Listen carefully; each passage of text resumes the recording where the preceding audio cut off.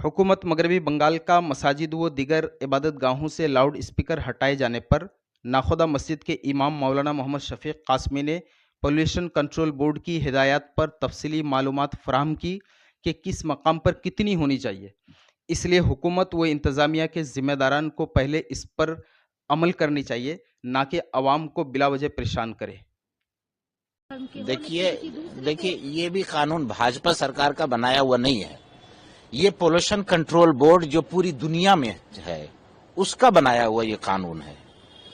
और अभी क्या हो रहा है, हमारे बंगाल पुलिस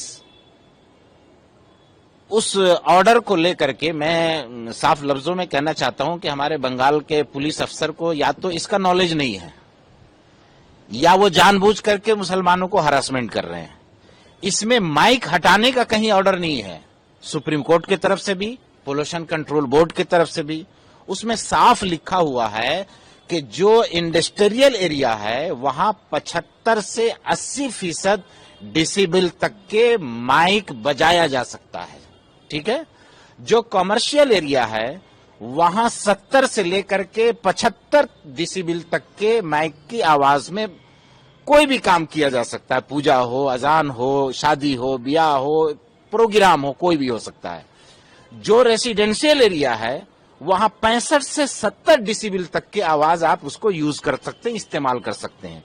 और जो साइलेंस जोन है वहां 40 से 45 डिसिबल तक के ऑर्डर है बजाने का।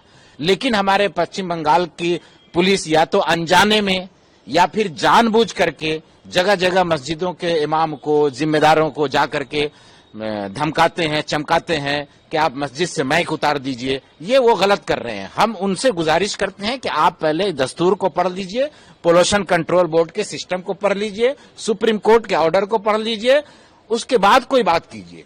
और कानून के दायरे में आप भी रहिए, हम लोगों को भी कानून के दायरे में रहने दीजिए। हम इलीगल नहीं करना चाहते हैं और ना हम मुसलमानों से ये अपील करते हैं कि कोई भी इलीगल काम नहीं करे। बिल्कुल लीगल तरीके से रहना चाहिए।